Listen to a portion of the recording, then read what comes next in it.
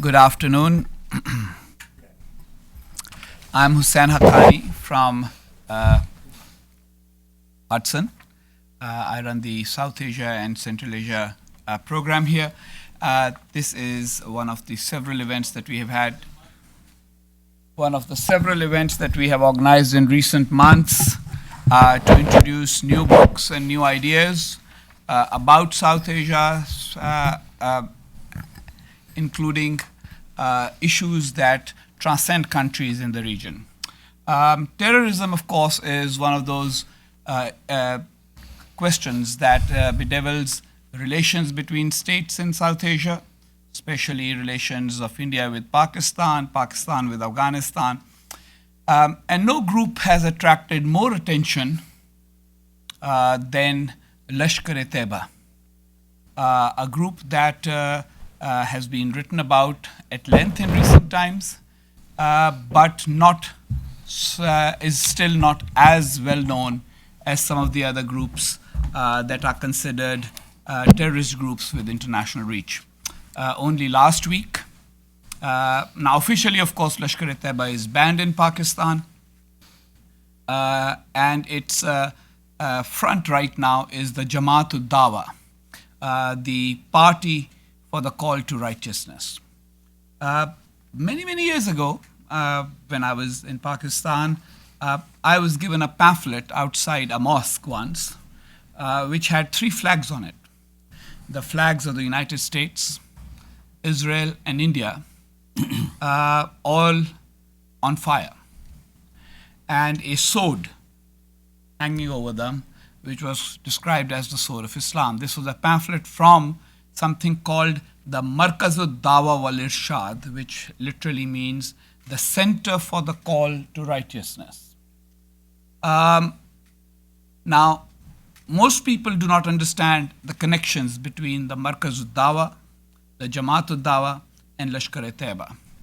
And to explain all of these, our guest today, Arif Jamal, who has contributed in the past to the New York Times and is a journalist with at least 30 years in the field in Pakistan, maybe a little more. A little less. Okay, just a little less than 30 years.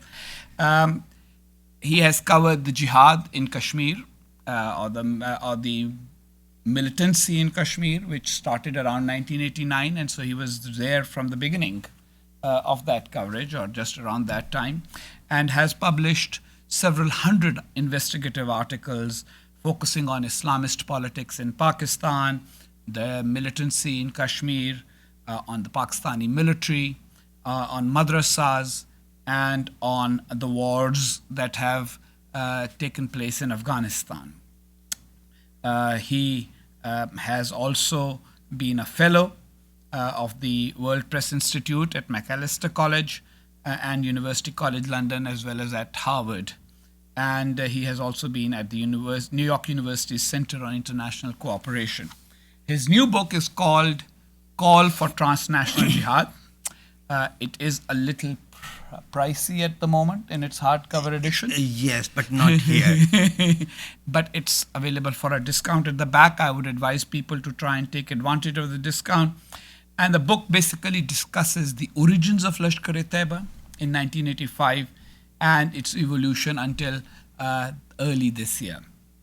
It's important to understand that Lashkar-e-Taiba, of course, there's another good book on it by, I think, Steve Frankel, called Storming the World Stage, but that deals with Lashkar-e-Taiba, which is most well known for its involvement in the attack in Mumbai, in India, and on other attacks in India and in Kashmir. What Arif's book is most significant in relation to is that he makes the argument that Lashkar-e-Taiba is a group involved in transnational jihad. It is not, as many people in my home country, Pakistan, have argued, just a group that is a group of freedom fighters who are local and specific in terms of targeting Indian occupiers, as they see them, in Jammu and Kashmir. which basically endorses actually what my own experience from that little pamphlet is, because after all, the pamphlet did talk about liberating the entire Muslim world from foreign occupation, and then its description of the Muslim world was very, shall we say, maximalist. It said any territory that has ever been under Muslim rule, or where Muslims constitute a majority, forms part of the Muslim world.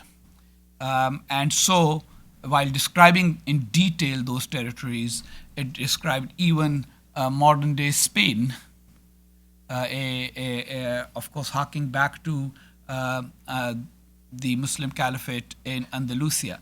So there couldn't be a better time to have this discussion than today, by the way, when only a day earlier the terrorist group calling itself the Islamic State for Iraq and the Levant, also known as ISIS, has proclaimed itself as the center of the new Islamic Caliphate. And Abu Bakr al-Baghdadi has declared himself the Caliph of Islam. So I think that, Arif, we expect you to put in context both the origins, the ideological roots of Lashkar-e-Taiba, Jamaat-ud-Dawa and Markaz-ud-Dawa wal-Irshad. First, try and explain what the interconnections of all of them are. One is the parent organization, one is the militant organization, and other is the front organization that has been created since the formal banning of the militant organization. Very frankly, for operational purposes, they do transcend each other. So I'm not going to talk too much now, and I give you, ladies and gentlemen, Arif Jamal, author of Call for Transnational Jihad, Lashkar-e-Taiba, 1985 to 2014. Let's hear it from you, Arif. Thank you. Thank you very much, Ambassador Haqqani, for the excellent introduction to me, for me and the book, both. To start, let me make a couple of explanations. The group itself is not Lashkar-e-Taiba. The group is Jamaat-ud-Dawa.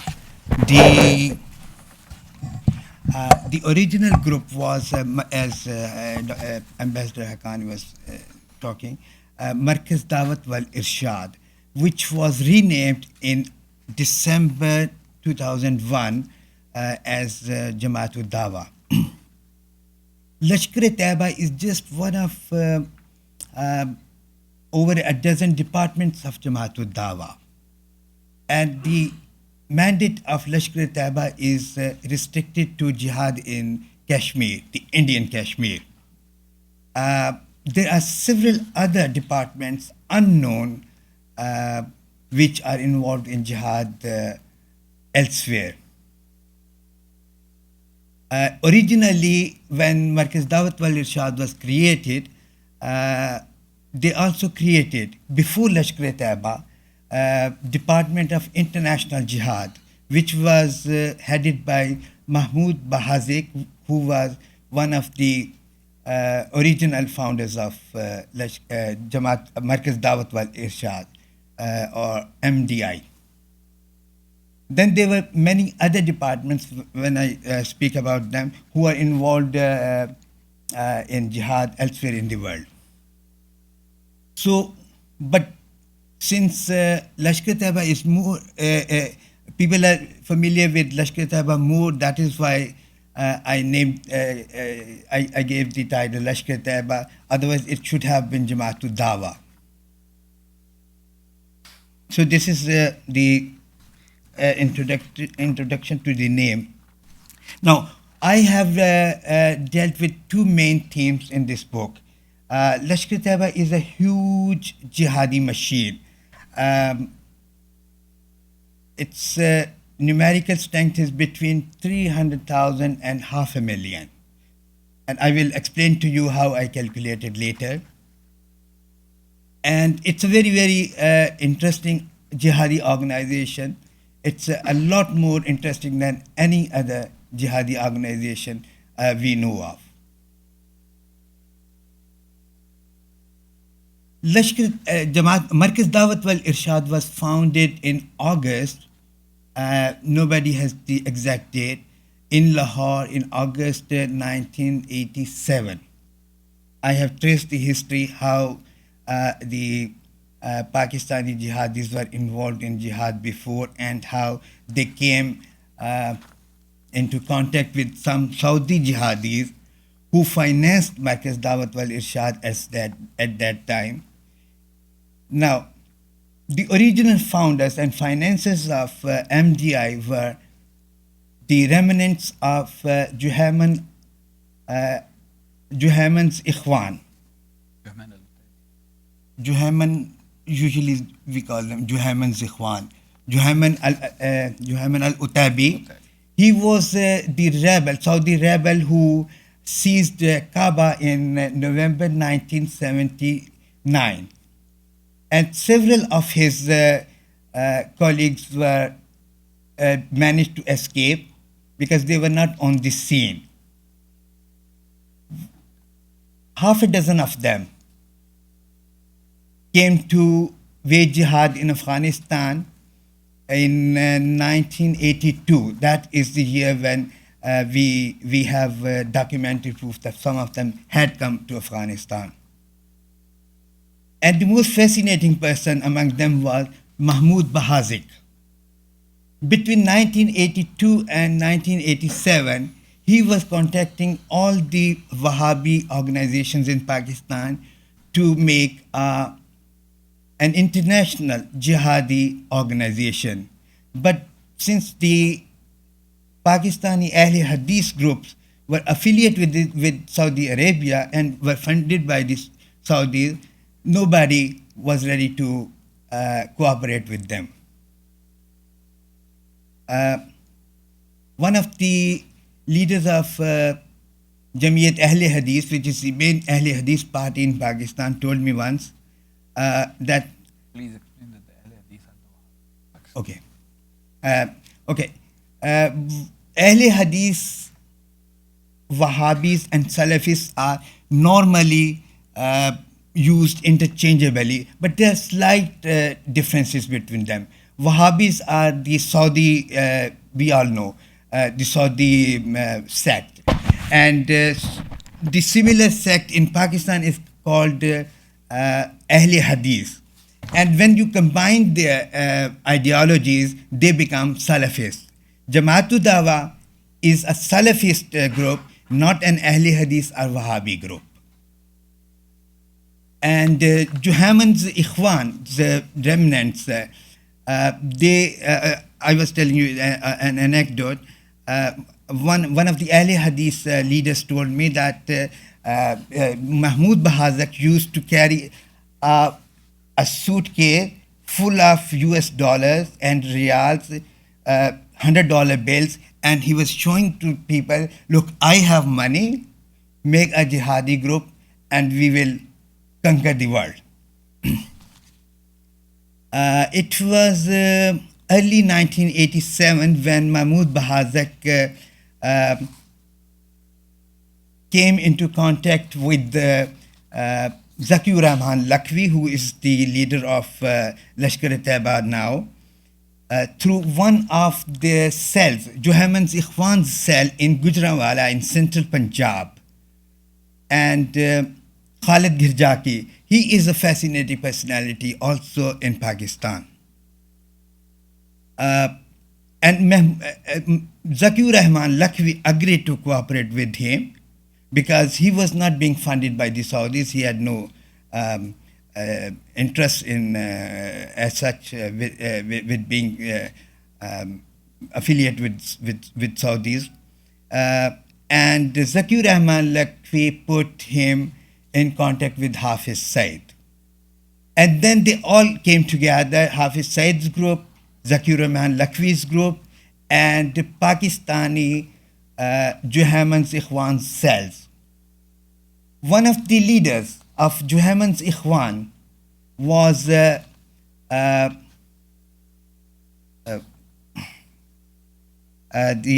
what's his name, the founder, Peer Jhande Shah, Badiuddin Shah Rashidi. he was he was one of the biggest Pakistani alims who were affiliated with Juhayman Zikhwan. He was teaching in Saudi Arabia in different schools, and he was expelled from Saudi Arabia for anti-state activities in 1977. And but his son was still there, and actually his son died in the rebellion in November 1977. 1979. 79 November Juhayman wale rahe ho. Makkah rebellion, Meccan rebellion. 1979. 70, November 1979. yeah, November 1979, yeah. And he became the first de facto Amir of Jamaatul Dawa. In the beginning, they thought they would have a missionary group, and at that time, they kept all the groups separate, and they founded Markaz Dawat wal Irshad as an NGO. The idea was they would unite all the Ahle Hadith community in Pakistan, and then lead jihad in Pakistan first, and then in the rest of the world. And then I will skip details because the next few years were a lot of struggle between different Ahle Hadith groups in Pakistan, and I have given a lot of details from primary sources in the book. You will see how all these groups were uniting and fighting each other, and then the ISI was playing one group against the other. So when Markaz Dawat wal Irshad was founded, Juhayman Zikhwan, they put all their affiliate supporters in the rest of the world with each other. So from the very beginning, it became an international global group, with the Markaz Dawat Irshad playing as the say MDI central, and then in the rest of the world, other groups.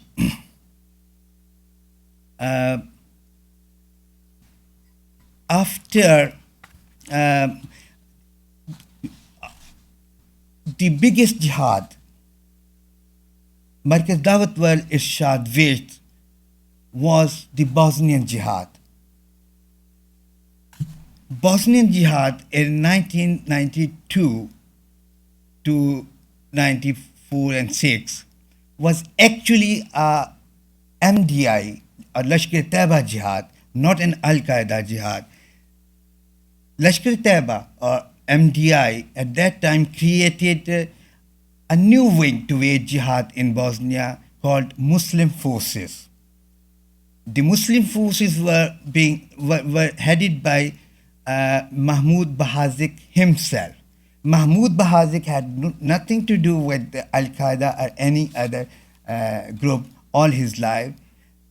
From Juhayman Zikhwan, he came to Markaz Dawat wal Irshad, which was his own creation. All the Mujahideen in Bosnia, it's not known, were waging jihad under Mahmoud Bahazik. Some US writers have confused Mahmoud Bahazik, also known as Abu Abdul Aziz, with some Al-Qaeda members. And that is not true. There is no evidence for that. Mahmoud Bahazik was Mahmoud Bahazik looked at himself not as a general or a conqueror, but as an admiral. He was actually influenced by Ottoman Admiral Khairuddin Barbarossa. And Mahmoud Bahazik himself physically fought in several jihad. He fought in Afghanistan, he fought in Burma, he fought in Philippines, he fought um, uh, in Eritrea, he fought um, uh, in Somalia. In many countries he fought. And his aim was, he had two aims in life. He thought before he died, he could achieve at least those two aims before a world caliphate is founded. First was to create a, a European command, because some of the hadiths say that Muslims have to conquer the former Roman Empire.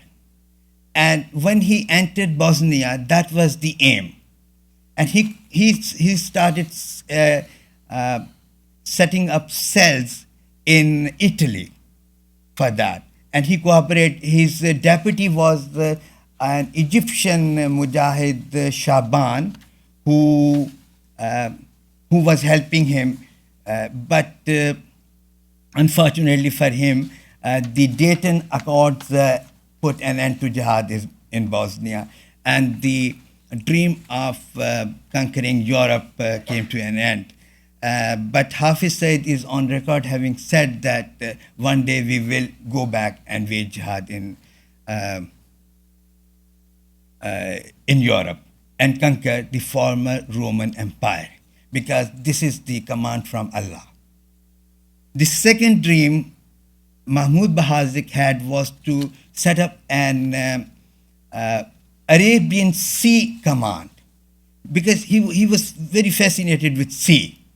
And this was one reason he himself went to Philippines and fought there with Hashim Salamat of the Moro Islamic Liberation. Moro Islamic Liberation Front. And it was Mahmud Bahazik who initiated Maldivian Jihad, because it was so central to his dream of having an Arabian Sea, Arabian Ocean command. In several countries, they set up small cells, Juhayman Zikhwan, and the Jamaatul Dawa, or before that MDI, were cooperating with each other. Till today, they are making an effort to set up cells there. Last month, one Pakistani Mujahid from MDI was in Thailand, and he was trying to create a cell there. That is not in my book. The book was written much before that. So what I want to say is that the dream lives on. India is for Jamaatul Dawa just a gateway to the rest of the world, and probably it helps them to remain in the good books of the Pakistani military. Otherwise, they would go beyond that sooner than wait. Unfortunately, the focus on Jamaatul Dawa, Lashkar-e-Taiba was there wasn't enough focus, because the world thought Al-Qaeda is a bigger enemy, and Jamaatul Dawa and Lashkar-e-Taiba are basically South Asian group. That is not true.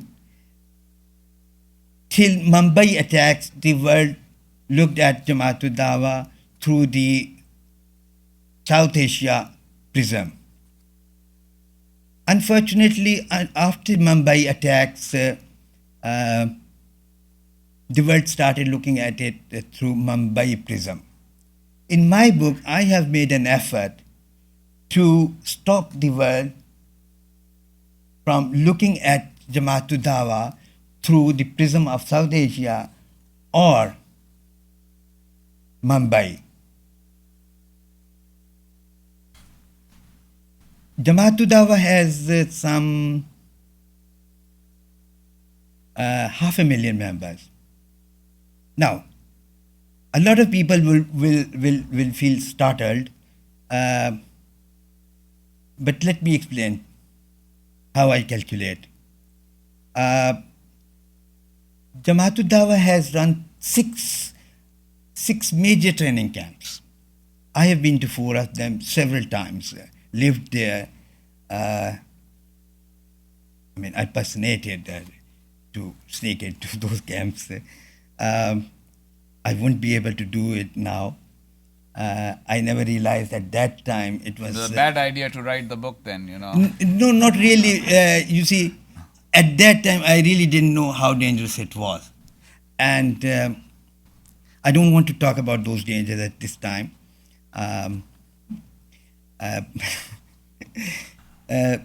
Actually, I calculated how the number of classes those camps were having. The biggest camp was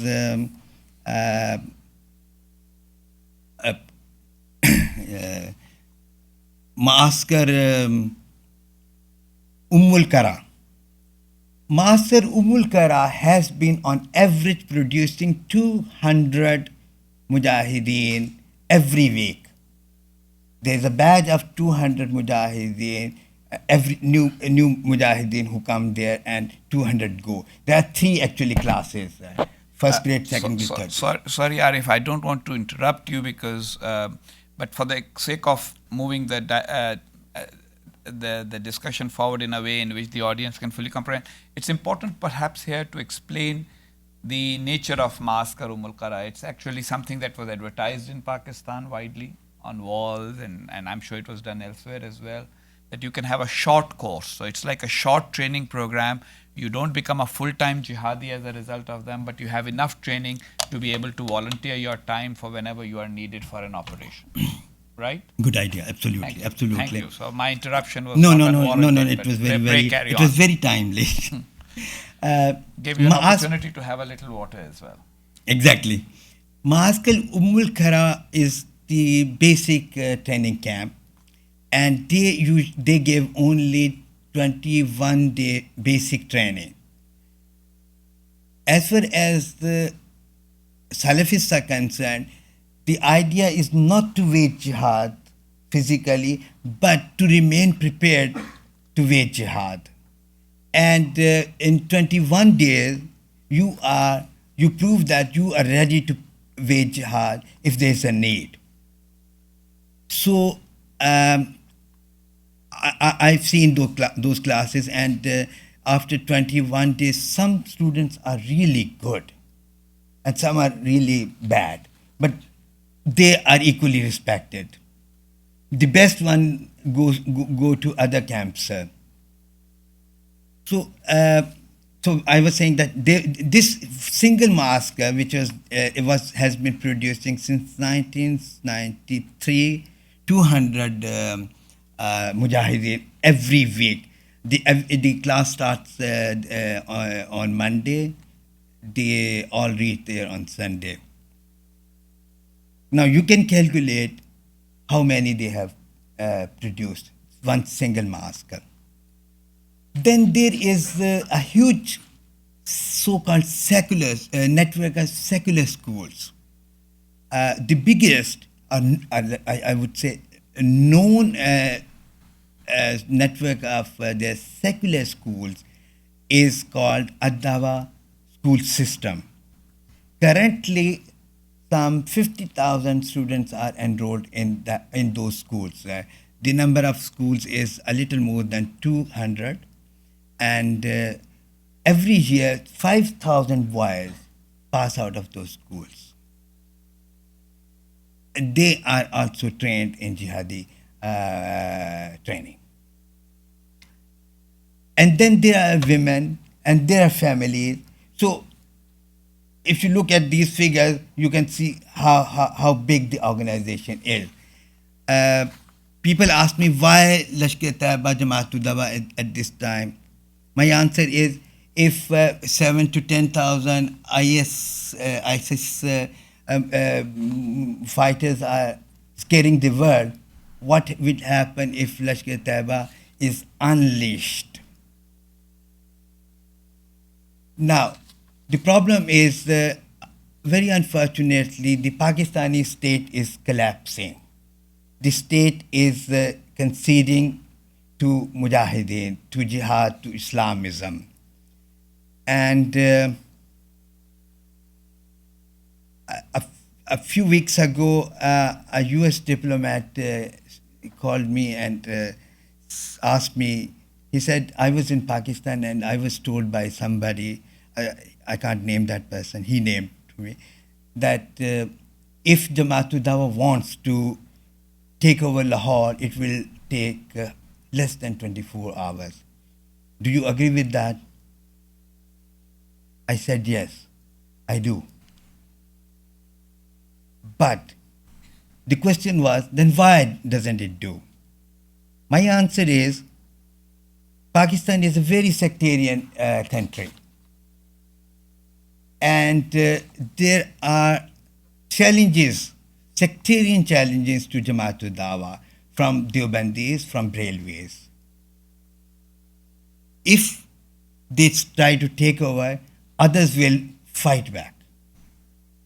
Now, what is happening is, in the last 3-4 years, I have seen that the extremist Deobandis are becoming takfiri and coming closer to Salafist ideology. This is exactly what happened in the Middle East, where the ISIS was formed by attracting many shades of opinion, Islamic ideology.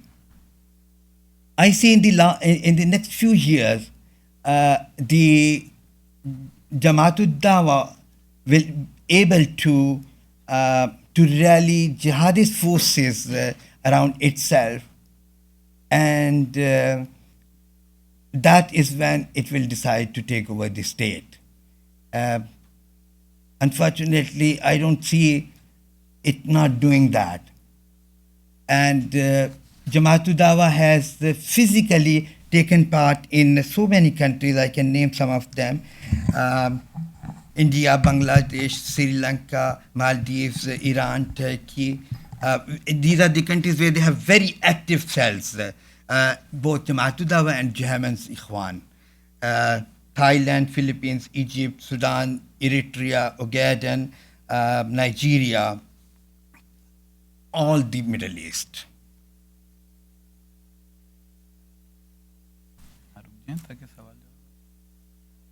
Two more minutes. They have a very active group in United Kingdom, hundreds of members in United Kingdom. They have headquarters in France. The European organization, Jamaat-ud-Dawa's organization, is interestingly led by Abdul Kahar, who was the first Pakistani Wahhabi who went to Afghanistan in February 1980. And he looks after the whole Europe. All of you must be familiar with Virginia Jihad network. The spiritual leader of Virginia Jihad network, Ali Al-Timimi, was introduced to Lashkar-e-Taiba through their British Mujahideen in Britain in, I think it was 94. Hafiz Said and Ali Al-Tamimi campaigned for jihad in Britain together for several weeks. I think I will leave you. I think I will stop here and. Good. And now, of course, let's give Arif a hand on that. People must have noticed, and I had to interrupt every now and then to make it more general, because Arif has gone too deep, has drilled very, very deep into the organization, the group, the methods, the ideas, and therefore I think the book would be much more helpful, because everything comes together in the book. In a conversation, it doesn't always come together. Not everybody is able to compress thoughts and ideas. There are 2 or 3 things that I see, Arif, as coming out of your presentation as well as from your book. Number one, we all need to be aware of the fact that after 9/11, Americans became very focused on Al Qaeda, and even more so after the current president came to office, because he kind of tried to consolidate. Immediately after 9/11, there was a kind of an expansion of the mission. He compressed the mission even further, and he said, we're going to get bin Laden, and the Americans did get bin Laden. But that the understanding of the whole concept of transnational jihad and global jihad is really very thin in the United States. Most people don't understand there are multiple groups at work. Many groups have many ideological, religious, philosophical reasons for doing what they're doing, and in many, many theaters. And while some of them may not be sufficiently funded or organized or structured, you say that Jamaat-ul-Dawa / Lashkar-e-Taiba is quite funded, well funded and well organized, and the only reason why they are not making a bid for power is because they would rather wait. They are willing to play the long game, which may not fully be understood in this city, where usually a long game basically means 2 terms of an elected president. The second, or 1.5 term, because the 1/2 of the term is always for the next one, waiting for the next one. Second, you actually posit a very important issue, which is the linkage between the theology of the jihadists and their operational strategies. So, for example, the notion that there is a hadith about all of the former Roman Empire coming under Islam before the end of times, and similarly the whole Ghazwa-e-Hind, that there has to be a great battle over India. Then there was in Iraq, if you remember, Al-Qaeda used that hadith a lot, that there will be a war over the mountain of gold, which they said meant black gold, which is oil. So therefore, that will, and so the theological linkage, or the linkage of the theology with the recruitment process and the training process is not always fully comprehended, or certainly not openly, publicly discussed here. And lastly, you seem to have indicated that there are, obviously, for example, when in Mali, people took over some towns, people were surprised. But by your account, it seems that if somebody actually did a methodical study of these groups and saw what their various nodal points were, it would be pretty easy to understand that most of them do have global ambitions, even when they claim they have local ambitions.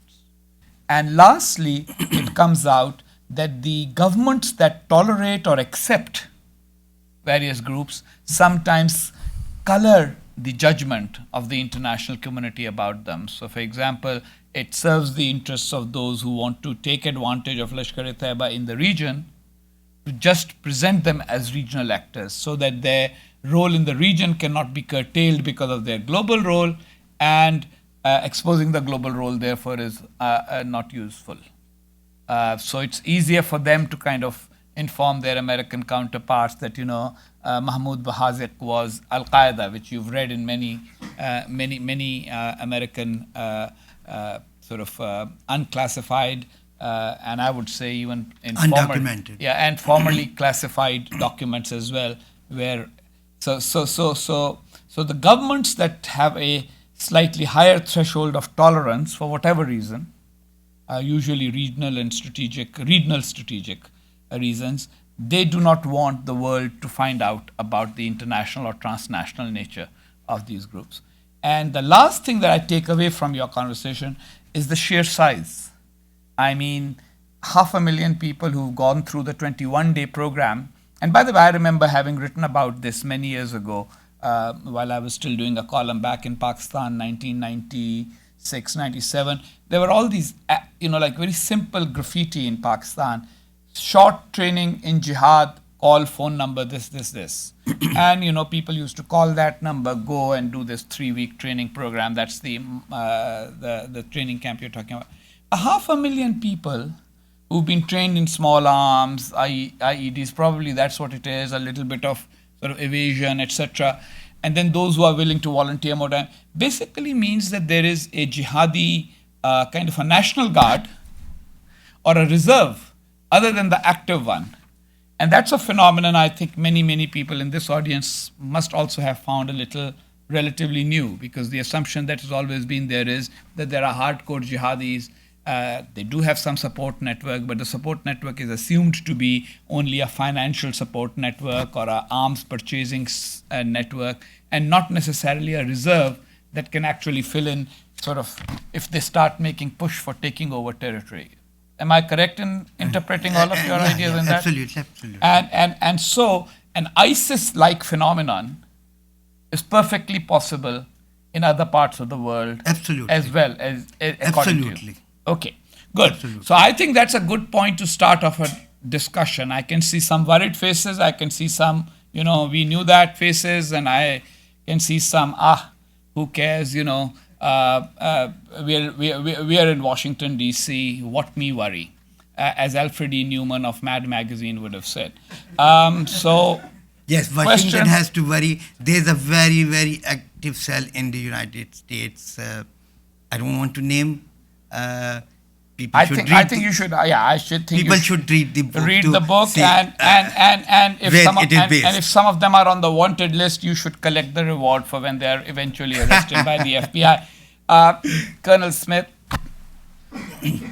everybody, short introduction, name, affiliation, and then ask a question or make a comment. David Smith. I'm an independent consultant these days. Really, two questions that you did not get into in the Pakistan context. How do these groups, from an ideological standpoint, how do they view the current government of Pakistan? Is one question. And secondly, what is the current relationship between these groups and the ISI? I think we know that there's been a history between them, but what is the current relationship like right now? So Arif, you were telling me that in your presentation you're not going to talk about the ISI, and I told you don't worry. Within the first two questions, there will be a question about the ISI. So you've got that question already. I hate to look. I didn't orchestrate it, by the way. I haven't seen Dave in a while. I said that because I hate to look at this group through the ISI prism also, because they're far bigger.